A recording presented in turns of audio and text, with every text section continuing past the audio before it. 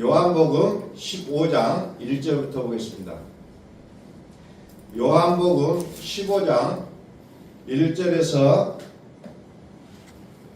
5절 말씀까지 봉독합니다. 나는 참 포도나무요 내 아버지는 농부라. 무릇 내게 붙어있어 열매를 맺지 아니하는 가지는 아버지께서 그것을 제거해 버리시고, 무릇 열매를 맺는 가지는 더 열매를 맺게 하려 하여 그것을 깨끗하게 하시느니라. 너희는 내가 일러준 말로 이미 깨끗하였으니 내 안에 거하라. 나도 너희 안에 거하리라. 가지가 포도나무에 붙어있지 아니하면 스스로 열매를 맺을 수 없음같이 너희도 내 안에 있지 아니하면 그러하리라. 나는 포도나무요 너희는 가지라. 그가 내 안에 내가 그 안에 거하면 사람이 열매를 많이 맺나니 나를 떠나서는 너희가 아무것도 할 수 없습니다. 아멘. 우리 함께 선포합니다. 하나님은 살아계십니다. 하나님은 살아계십니다.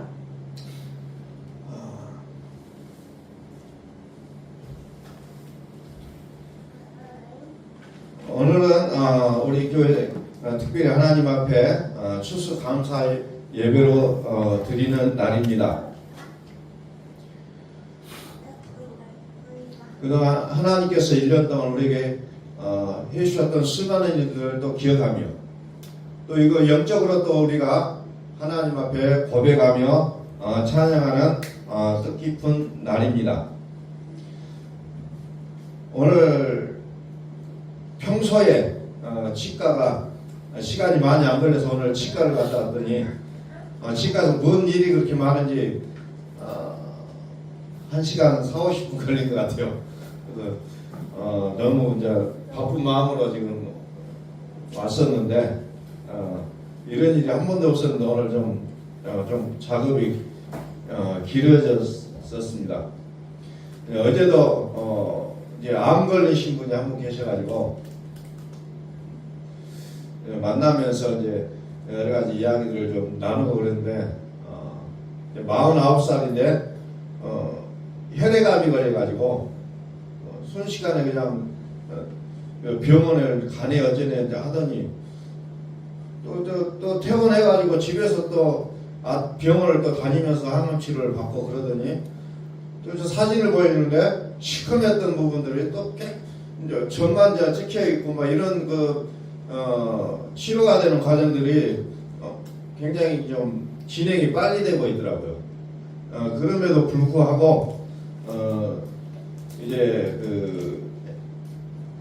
항암 치료가 끝난 다음에 또 어떤 일이 벌어질지 모르니까 좀 주의를 하라 이제 이런 얘기를 들었다는 해요. 그래서 이제 참 여러 가지 전도도 하고 여러 가지 일로 이제 도움을 주기도 하고 이제 그랬는데 이제 하나님에 대한 감사가 나오더라고요.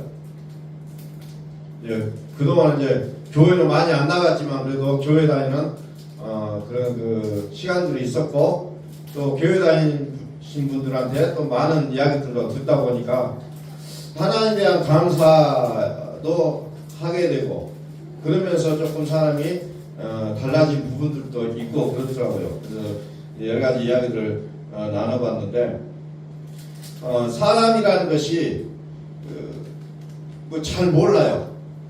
아무리 건강하게 보여도 뭐 어떻게 될지를 장담할 수 없는 게 사람의 몸이더라고요. 그래서 이제 우리 인생을 돌아보면서 정말 하나님의 은혜가 없이는 살아갈 수가 없는 존재들이구나 하는 것을 끊임없이 우리는 헤아릴 수밖에 없다는 겁니다. 오늘날 우리 한국 사회 산업재해를 봐도 수시로 사람이 죽는다는 겁니다. 다치기도 많이 하고, 또 우리가 수시로 차를 타고 돌아다니지만 교통사고가 끊임없이 우리의 길들을 막고 있다는 겁니다. 그래서 도대체 이러한 세상 가운데서 우리가 어떻게 살아가야 될 것인가를 우리는 수없이 경험하고 생각하게 된다는 거죠. 또 나라의 일을 보면은 정치적으로, 경제적으로 굉장한 우여곡절이 많잖아요.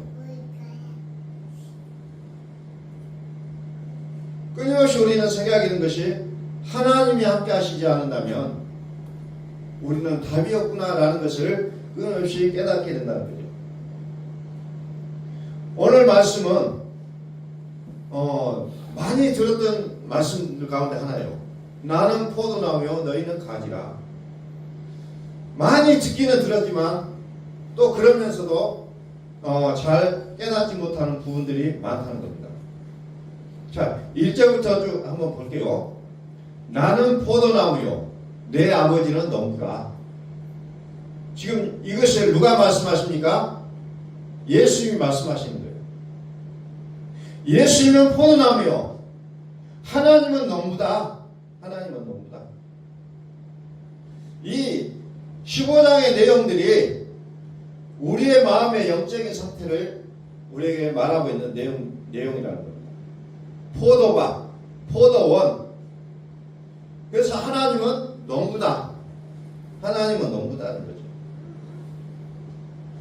그래서 이 농부는 뭘 찾아요? 열매를 찾는다는 겁니다. 포도를 심어놓고 포도 열매를 딸 때가 되면은 좋은 포도를 선별한다는 겁니다. 이게 농부가 하는 일이잖아요.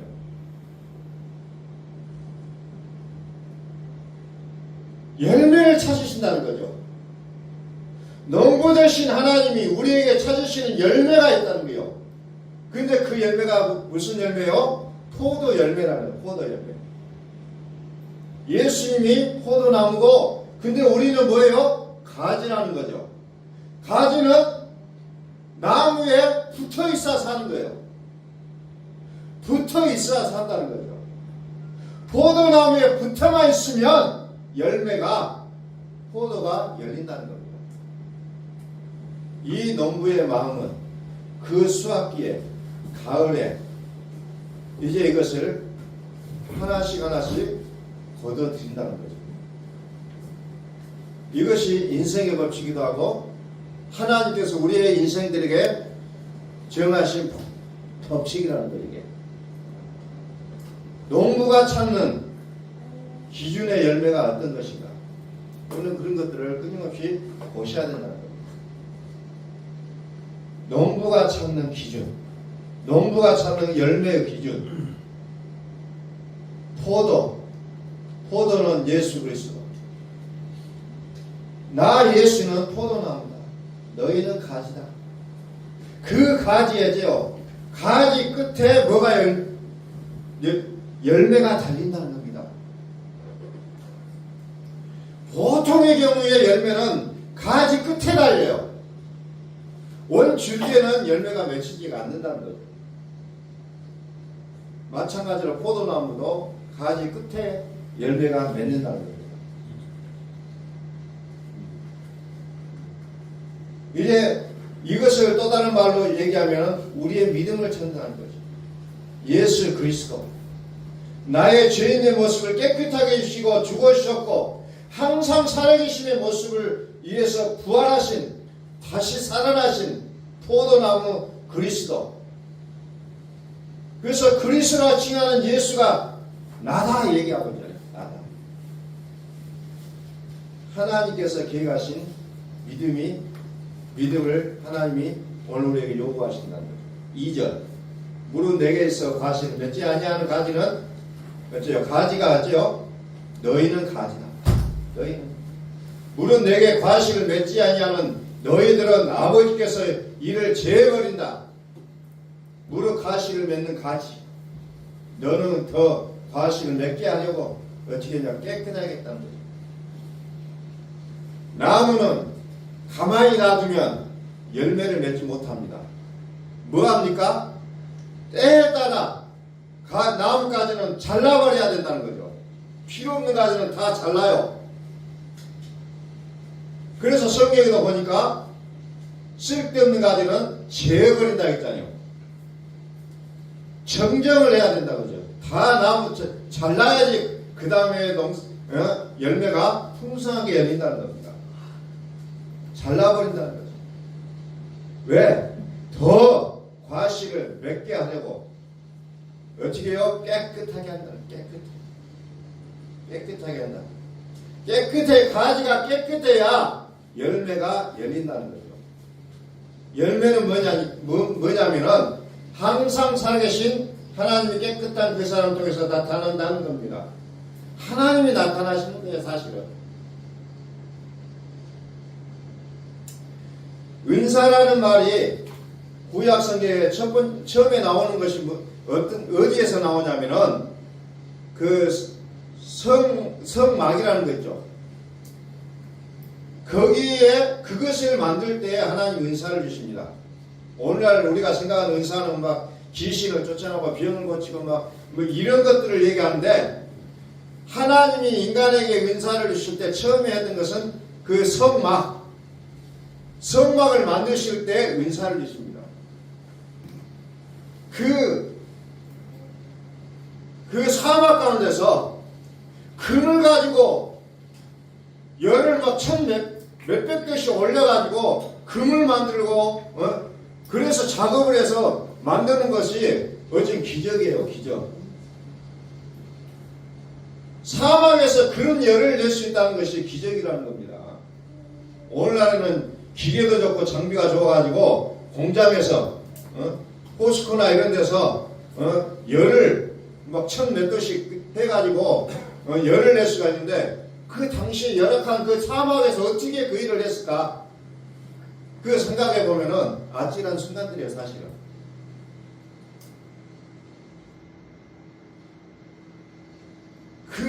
근데 그 열을 내는 데 있어서 필요했던 나무가 뭐냐면은 아카시아 나무에 오늘 우리식으로 얘기하면 그 성경에는 뭐 십빛나무다 이렇게 표현하고 있는데, 아카시아 나무가 그렇게 열이 높다는 거예요.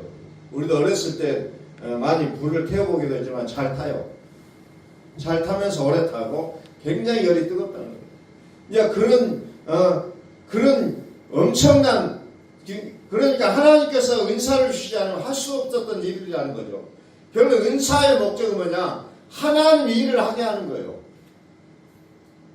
병을 고치는 게 목적이 아니고, 귀신을 쫓아내는 게 목적이 아니고, 어떤 기적을 행하는 게 목적이 아니고, 하나님의 일을 나타내는 것에 목적이 있다는 거예요.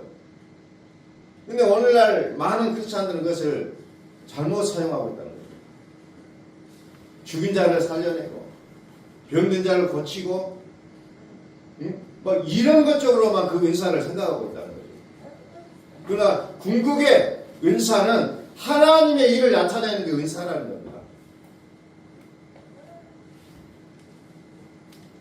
그래서 하나님은 오늘 포도나무의 가지가 병이 들거나 쓸데없는 가지가 생겼을 경우는 가차없이 잘라버린다는 겁니다. 깨끗하게 해야 된다는 거예요. 깨끗한 가지가 열매를 맺을 수가 있다는 거죠.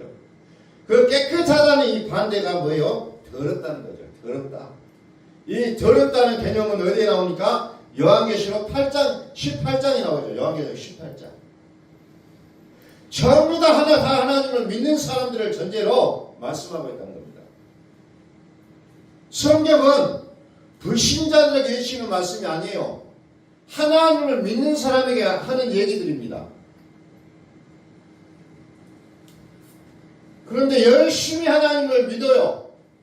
정말 기도 많이 하고 봉사활동 많이 하는데 극상품의 포도원을 심었는데 참포도가 아니라 들포도가 열려버리면 이건 하나님의 엄청난 이제 실망이 있는 거죠. 그래서 그 가지를 다 잘겠다는 겁니다. 농부가 참 열매가 있어요. 그 열매가 맺히지 않으면 버린다는 겁니다. 제하여버리겠다. 더럽다라는 표현을 쓰고 있다는 거죠. 다시 말해 이 영적인 의미는 하나님을 믿고 하나님을 말한다라고 말하긴 하는데 하나님으로 나타나는 결과치가 아니라는 겁니다.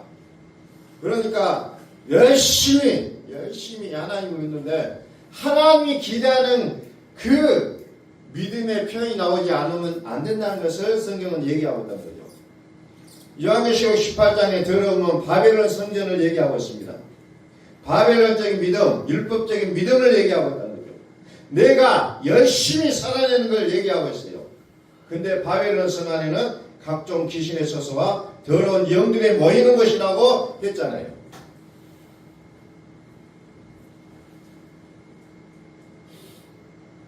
깨끗해야 된다는 거예요.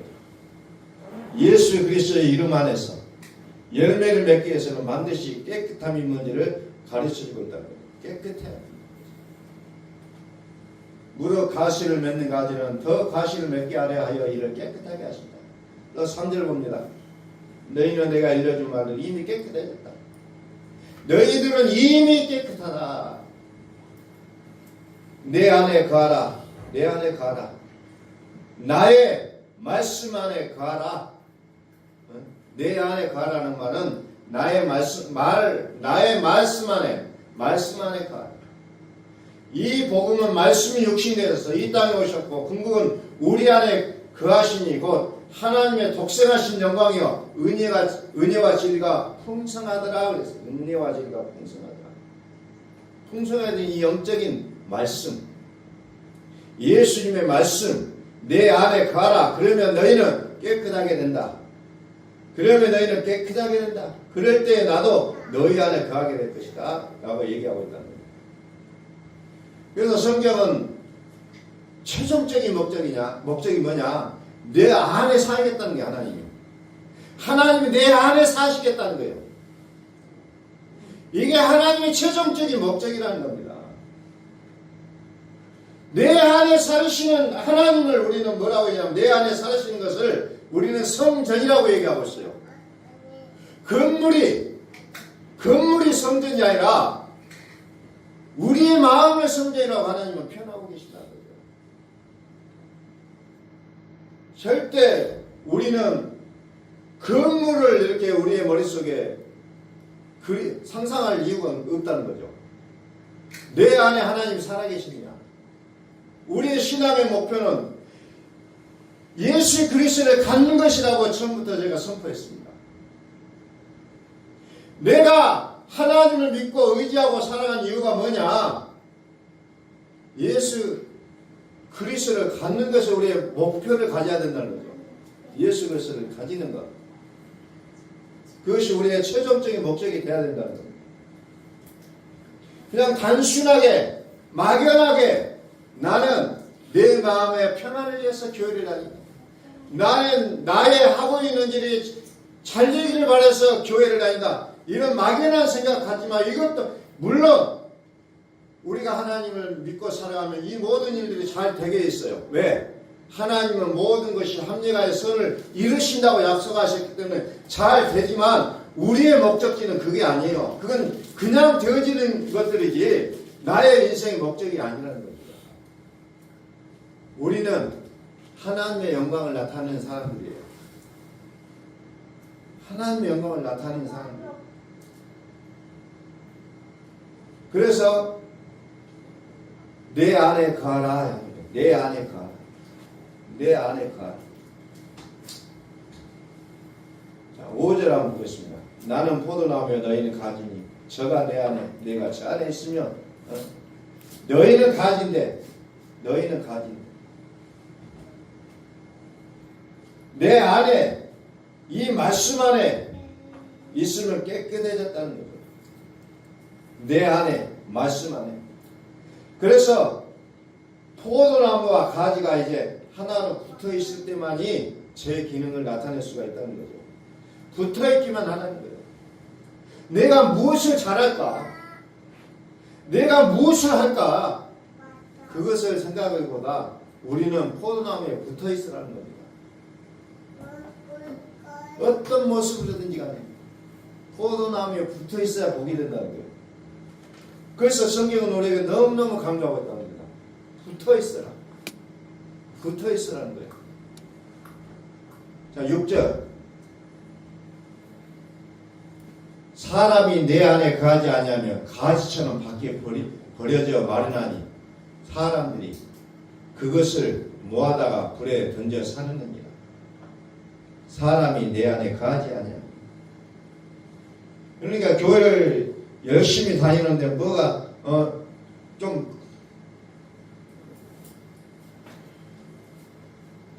좀 애매모호한 일들이 당할 때가 많이 있어요. 또 사람들에게 많이 좀 공격을 받고 그럴 때도 많이 있다는 거예요.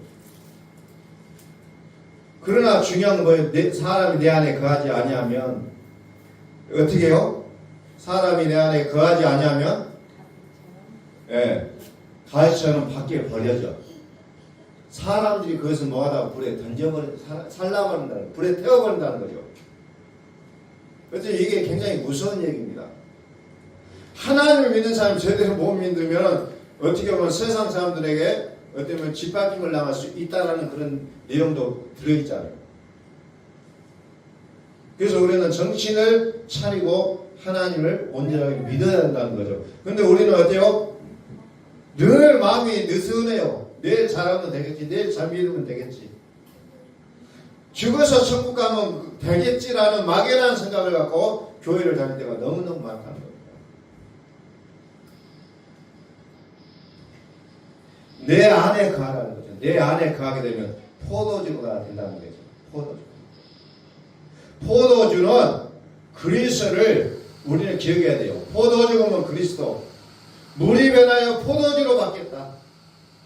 예수는 물이요, 그리스도는 포도라는 거죠. 포도주. 포도 열매로서 우리의 삶이 바뀌어야 된다는 거죠. 성경은 그것을 우리 계속해서 말씀하고 있죠. 자, 7절 봅니다.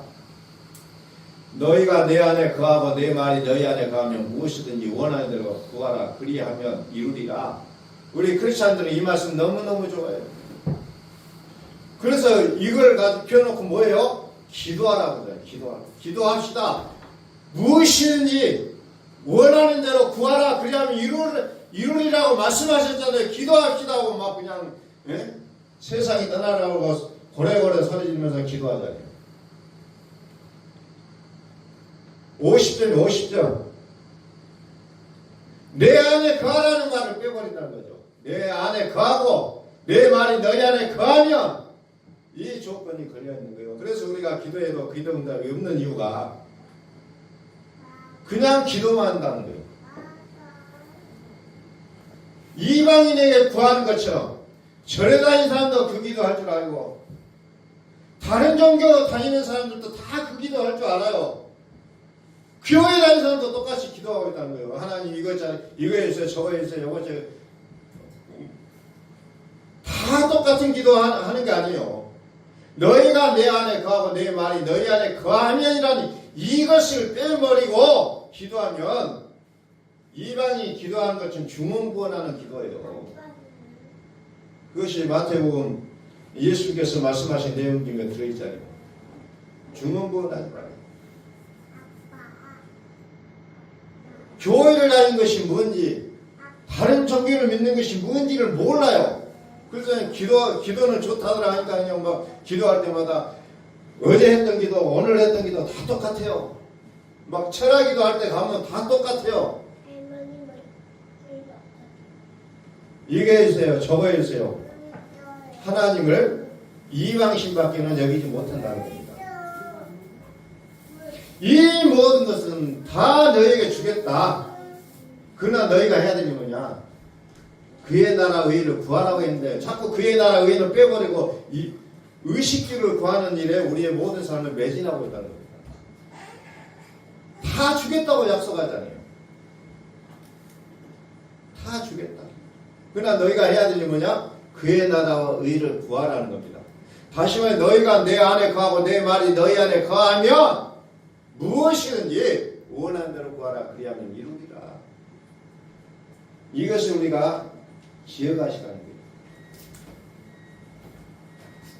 오늘 저와 여러분들이 이 말씀 속에서 가장 중요하게 생각해야 될 부분은 바로 이 부분이에요. 내 안에 거하고 너희가 내 안에 거하고 너희가 이 부분을 여러분들이 좀 깊숙이 좀 생각하시라는 거예요. 너희가 내 안에 거하고 내 말이 너희 안에 거하며 너희가 내 안에 거하고 내 말이 너희 안에 거하며 오늘 여러분들이 집에 돌아가실 때 이것을 계속해서 기억하시라는 거예요.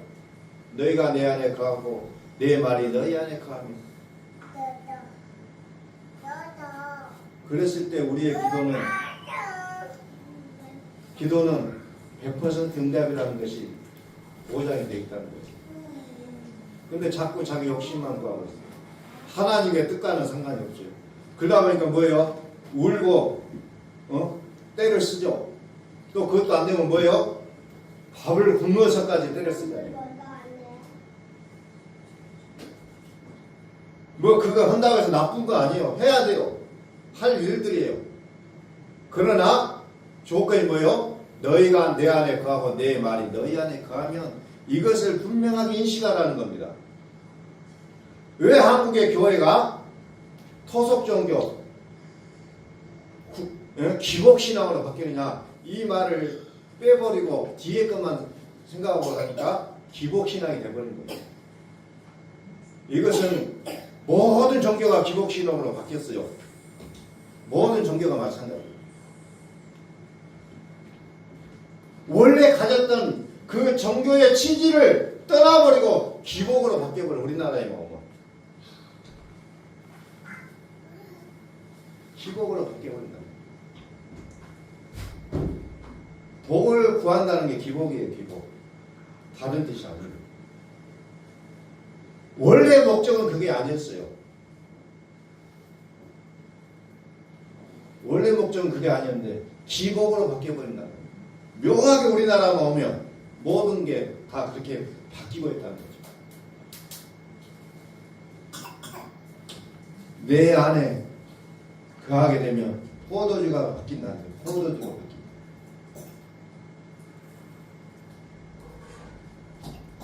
하나님의 말은 태초에 말씀이 계시니 하나님이시고 창조자시고 그 안에 생명이 있었으니 이 생명은 사람들의 빛이다.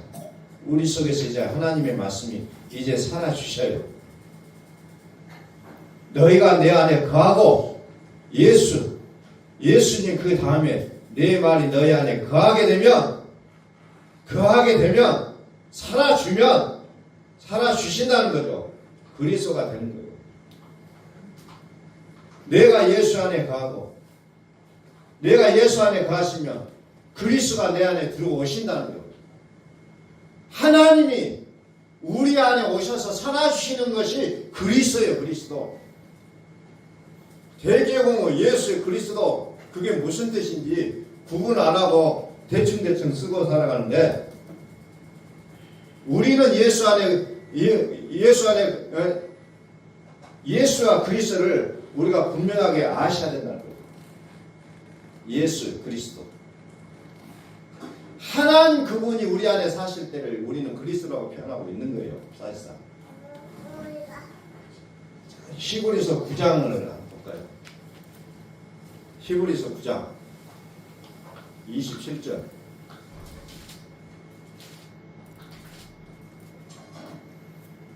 히브리서 9장 28절이네요. 28절. 이와 같이 그리스도도 많은 사람의 죄를 담당하시려고 단번에 등신받으셨고 구원에 이르기 위하여 죄와 상관없이 자기를 바라는 자에게 두 번째 나타나시리라. 두 번째 나타나시리라. 자, 죄를 담당하시려고 단번에 죽으셨잖아요. 죄를 담당하시려고 단번에 죽으셨어요. 예수님의 죽으심은 많이 들었는데 여기 보니까 그리스도의 죽음이 또 뭐가 있어요? 그리스도의 죽음이 뭐예요? 그리스도를 말하고 있잖아요.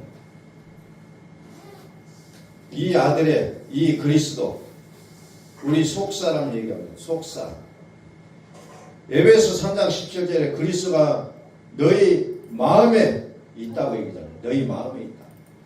그리스도는 너희 마음에 계시게 하옵시고 사도 바울이 에베소 교인들 향해서 기도할 때 그리스도가 너희 마음에 계시게 하옵시고라고 기도하고 있다는 거죠.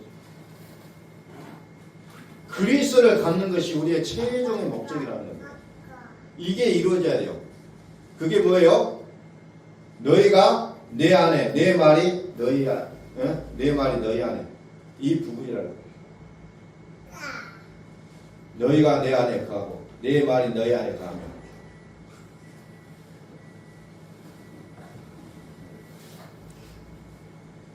그래서 이 포도원의 사건은 밖에 있는 내용으로만 우리가 인식하면 안 돼요. 이것이 내 마음에 있는 사건으로 우리가 받고 이것을 이제 해석하셔야 된다. 내 마음의 사건으로. 내 마음의 사건. 우리의 마음. 다시 봅니다. 그리스도도 많은 사람의 죄를 담당하시고 단번에 들이받으셨고 그 죽으신 이유를 뭐라고 표현하고 있어요? 구원에 이르게 하게 하여. 구원에 이르게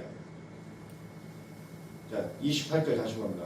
이와 같이 그리스도도 많은 사람의 죄를 담당하시려고 단번에 들이받으셨고 구원에 이르게 하게 하여 죄와 상관없이 자기를 바라는 자에게 두 번째 나타나시리라.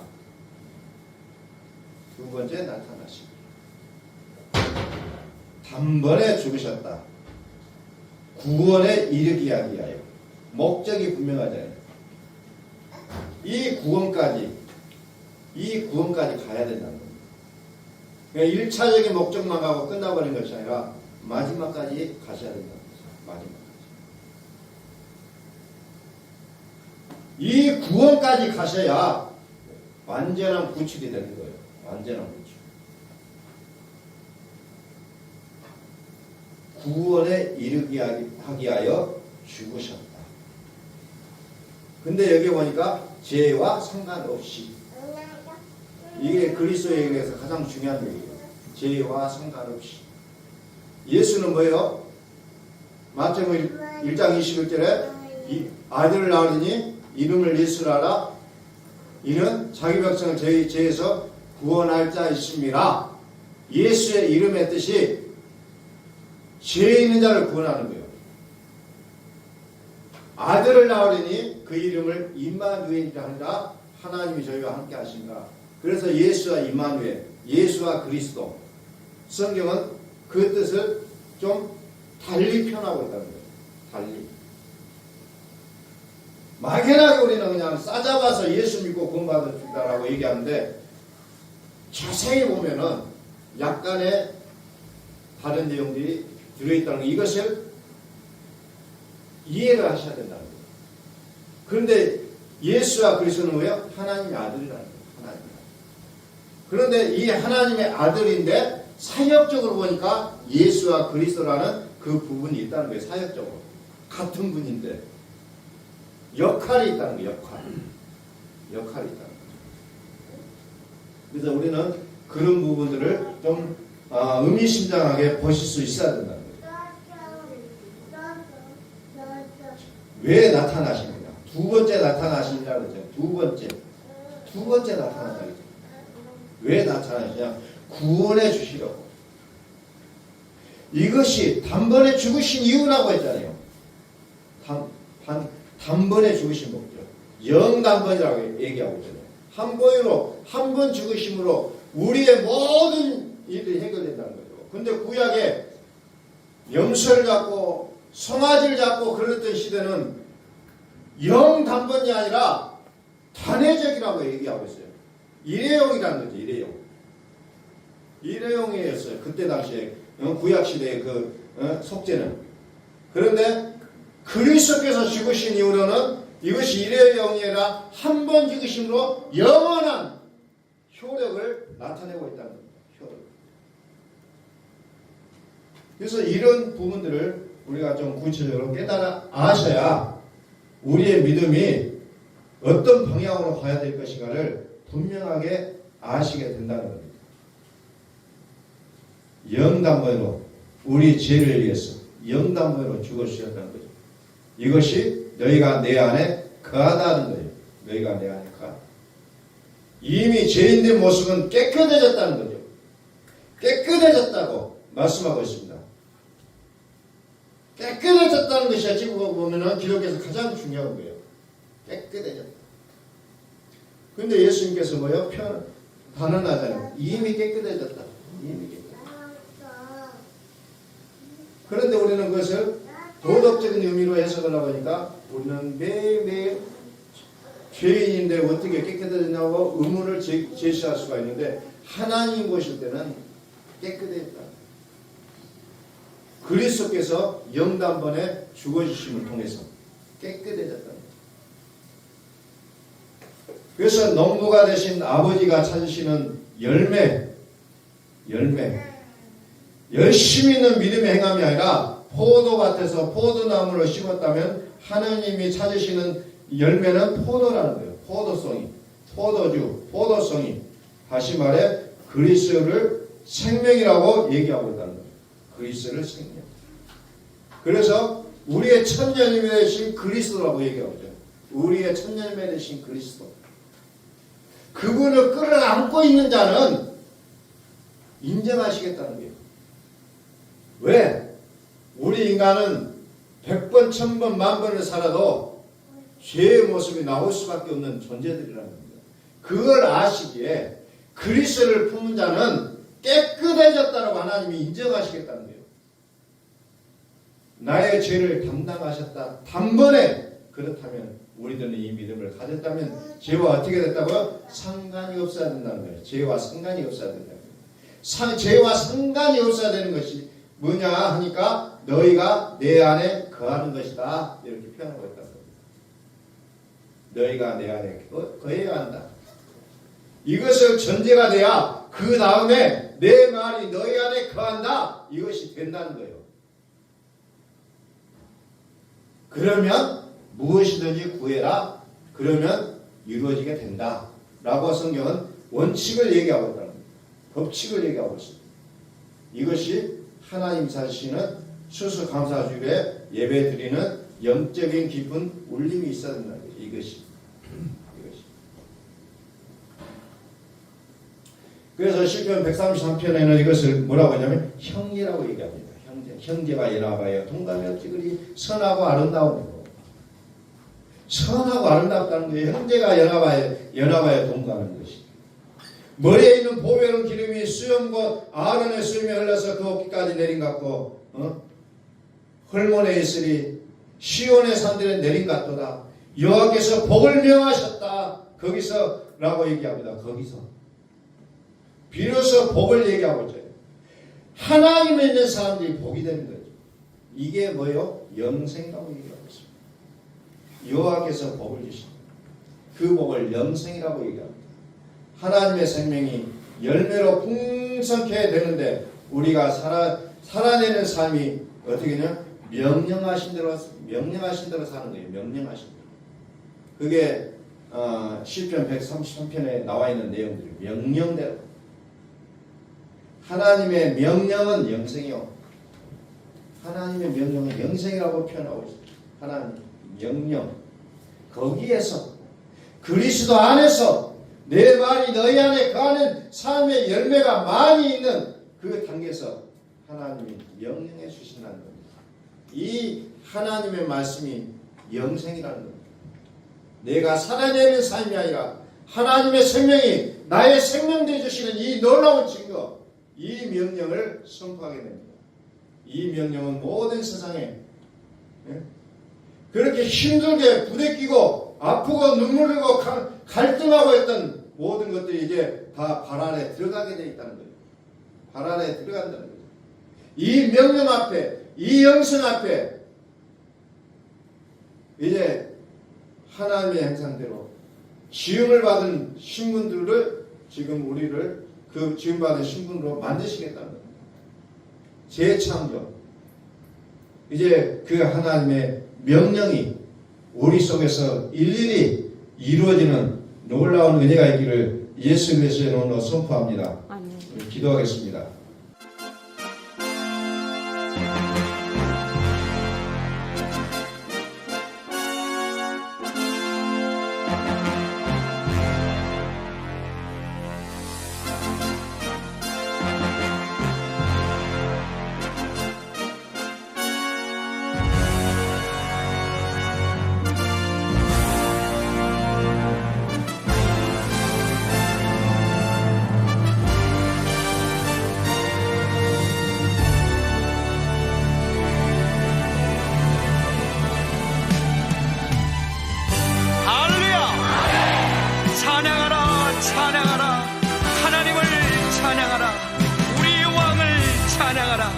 하나님은 온 만왕의 왕이 되시며 열방을 치리하시니 그 이름을 선포합시다.